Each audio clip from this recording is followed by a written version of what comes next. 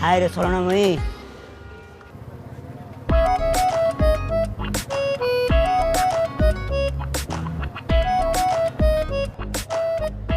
আজকে ওরে প্রপোজ করতে চাইছিলাম লেটার দিয়ে, কালকেও আপনারা প্রপোজ করছে। কেন একটা দিন কি আমার জন্য ওয়েট করতে পারতো না? আমি কি আপনি থেকে দেখতে কি কম? আর তুমি গুষ্টি মারি গুষ্টি মারি গুষ্টি মারি গুষ্টি মারি। হে আল্লাহ, আমার তুমি উঠাই লয়ে দাও। এটা কি করবি তুই? হ্যাঁ, এই নাটার বাচ্চা কি করবে জানোস?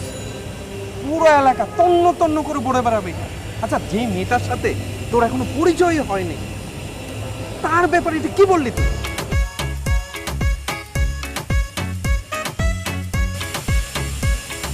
এই শুরু,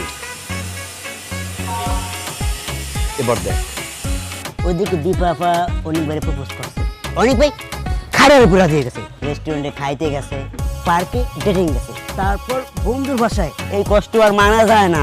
এ তোরা কে কোথায় আছিস? আমার নেশা দে, নেশা নেশা। একটা মাইয়া জীবনে পছন্দ করছিলাম, এইটারও বন্ধুর বাসায় নিয়া। ইসি রে ভাই, তুই এবার এই কথা কাউকে কইস না।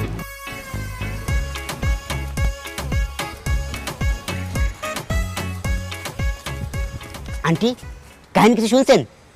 কাহিনী না তো শুনি নাই তো। এলাকার সবাই জানে আর আপনি জানেন না? কি কাহিনী?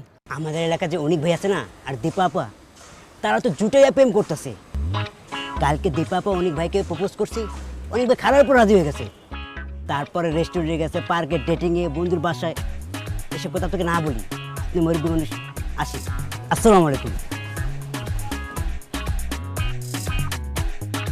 আন্টি, ভুলে ওই কথা কারো কেন না।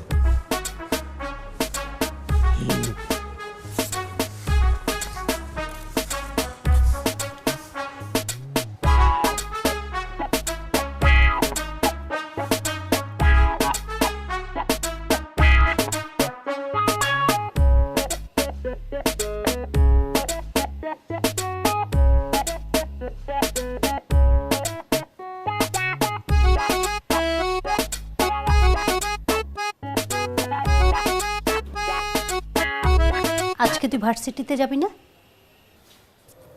ভূমিকা বাদ দিয়ে আসল কথা বলো। এসব কি কথা? তুমি তো অসময়ে আমার রুমে আসো না, যেহেতু এখন চলে আসছো, তোমার অন্য কোনো মতলব আছে। মতলবটা কি সেটা বলে ফেলো। অনেককে অনেক? জানি না তো কে। একদম মিথ্যা কথা বলবি না। মিথ্যা বলছি না, আমি জানি না। ও ভালো করেই তুই জানিস অনেককে। কোনো ছেলের নাম না জেনে তার সাথে প্রেম করার মতো মেয়ে তুই না। মানে কি? একদম আকাশ থেকে পড়বি না। এলাকা সবাই জানে তোর এইসব বিষয় নিয়ে সবাই কানা ঘুষা করছে। দেখ, এসব বাদ দে, তোকে আমরা অনেক ভালো ছেলের সাথে বিয়ে দিব। গত মাসেই তো একটা কত ভালো প্রস্তাব আসছে জানিস, ছেলে ডাক্তার। তোর বাবা তো না করে দিল যে আমার মেয়ে এখনো ছোট। এদিকে তার মেয়ে প্রেম করে বেড়াচ্ছে।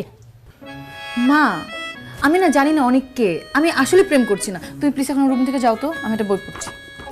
এইসব গল্প উপন্যাস পড়ে পড়ি না তোর মাথাটা গেছে। আমাকে বলবি না তাই তো? ঠিক আছে, আমি তোর বাবাকে জানাচ্ছি